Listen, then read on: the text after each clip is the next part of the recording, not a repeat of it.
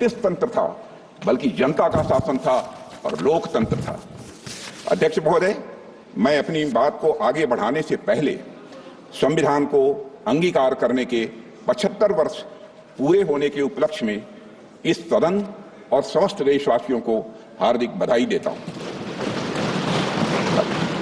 अध्यक्ष महोदय, साथ ही भारत की आजादी और भारत के संविधान के निर्माण से जुड़े सभी महानुभावों के प्रति कृतज्ञता भी व्यक्त करता हूं और उन सभी को शीश झुकाकर नमन करता हूं।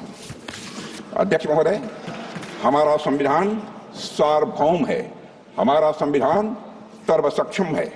हमारे संविधान की सार्वभौमिकता और सर्वसक्षमता का अंदाजा इसी बात से लगाया जा सकता है, जहां एक ओर हमारा संविधान स्टेट यानी राज्य की जिम्मेदारियों को विस्तृत रूप से सूचीबद्ध करता है, वहीं नागरिकों को उनके संवैधानिक और मौलिक अधिकार भी प्रदान करता है। अगर एक लाइन में मुझे कहना हो तो मैं कह सकता हूं कि हमारा संविधान सामाजिक, आर्थिक, राजनीतिक और सांस्कृतिक जीवन के सभी पहलुओं को छूते हुए राष्ट्र निर्माण का यह मार्ग प्रशस्त करता है। अध्यक्ष महोदय, साथ ही लोगों के लिए मॉरल ट्रेजेक्ट्री यानी नैतिक मार्ग भी बनाता है। इसी प्रकार हमारा संविधान जहां एक ओर कोऑपरेटिव फेडरलिज्म सुनिश्चित करता है, वहीं राष्ट्र की एकता को सुनिश्चित करने पर भी बल देता है। हमारा संविधान लेजिस्लेचर, एग्जीक्यूटिव और जुडिशियरी को नागरिकों के हितों के लिए मिलजुल कर काम करने की शक्ति भी प्रदान करता है।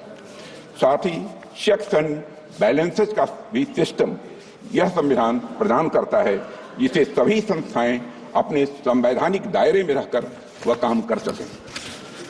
अध्यक्ष महोदय, भारत का संविधान सिर्फ एक शासन प्रणाली स्थापित करने का ही कार्य नहीं करता है, बल्कि भारत के गौरव को पुनर्स्थापित करने का यह एक रोड मैप है। अध्यक्ष महोदय, और साथ ही यह भारत को विश्व पटल पर सही स्थान दिलाने का रोड मैप है। भारत को पुनः एक आदर्श राष्ट्र बनाने का भी अध्यक्ष महोदय रोड मैप है, और यह रोड मैप है विकास का, रोड मैप है समता का, रोड मैप है न्याय का, रोड मैप है स्वतंत्रता का, बंधुता का, राष्ट्र की एकता और अखंडता को अक्षुण्ण रखने का। यह रोड मैप है नागरिकों की गरिमा सुनिश्चित करने का। अध्यक्ष महोदय, कुछ लोगों द्वारा हमारे संविधान को कॉलोनियल रूल यानी उपनिवेशवाद का उपहार मान लिया जाता है, या अक्सर हमारे संविधान को पश्चिमी देशों के संविधान से ली गई अच्छी बातों का एक संकलन मात्र मान लिया जाता है। अध्यक्ष महोदय, पिछले कुछ वर्षों में देश में एक ऐसा माहौल बनाने का प्रयास किया गया है कि संविधान एक पार्टी की विशेष देन है। इन सभी बातों में डेप्थ एंड ब्रेथ मैं मानता हूं कि दोनों की कमी है। अध्यक्ष महोदय, संविधान निर्माण में बहुत से लोगों की भूमिका को जानबूझकर नकार दिया गया है, जबकि सच्चाई यह है कि हमारा संविधान हमारी सिविलाइजेशनल वैल्यूज यानी सभ्यता एवं सांस्कृतिक मूल्यों का एक एक्सप्रेशन है। अध्यक्ष महोदय, हमारा संविधान स्वाधीनता संग्राम के हवन कुंड से निकला हुआ यह अमृत है। हमारा संविधान स्वतंत्रता सेनानियों के त्याग से सिंचित यह हमारा स्वाभिमान है। यह एक सीरीज ऑफ हिस्टोरिकल इवेंट्स का आउटकम है। स्वतंत्र भारत का संविधान कैसा होगा, इस बात पर स्वतंत्रता संग्राम के दौरान कई संस्थाओं और विभूतियों ने अपने विचार प्रस्तुत किए थे, जिनमें से बहुत से लोग संविधान सभा के सदस्य नहीं थे, लेकिन उनके विचारों ने भारत के संविधान के निर्माण में बहुत ही महत्वपूर्ण भूमिका निभाई है और बहुत बड़ा उनका योगदान है। हमें याद रखना चाहिए कि पंडित मदन मोहन मालवीय, लाला लाजपत राय, सरदार भगत सिंह, वीर सावरकर और ऐसे कई महापुरुषों के विचारों ने हमारे संविधान की भावना को मजबूत और समृद्ध किया है। अध्यक्ष महोदय,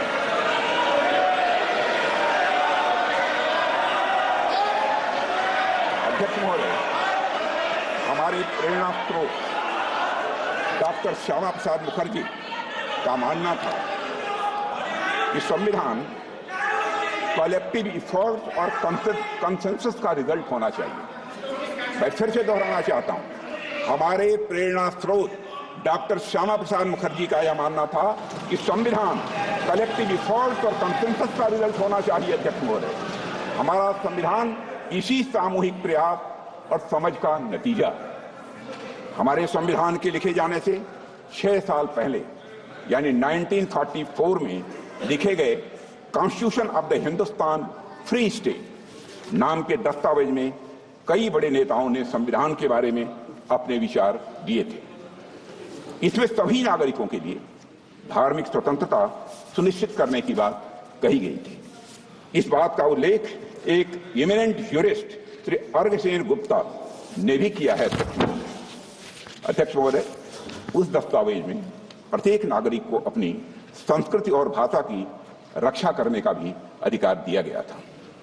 सरकार को रिलीजन के आधार पर भेदभाव करने से स्पष्ट रूप से प्रतिबंधित किया गया था।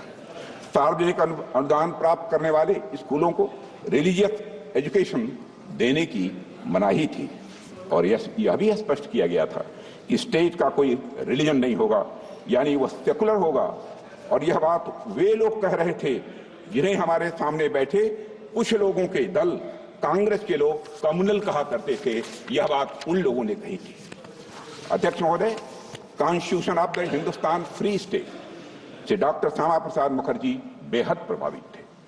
और अगर हम संविधान सभा की बहस को ध्यान से पढ़ें तो पता चलता है कि उन्होंने राष्ट्रीय एकता के लिए और अलगाववादी प्रवृत्तियों पर अंकुश लगाने के लिए एक मजबूत संघ यानी स्ट्रांग यूनियन की आवश्यकता पर विशेष बल दिया था और स्वतंत्रता और समानता के सिद्धांतों पर आधारित एक गणतांत्रिक संविधान की डॉक्टर श्यामा प्रसाद मुखर्जी ने वकालत भी की थी। हमारे वर्तमान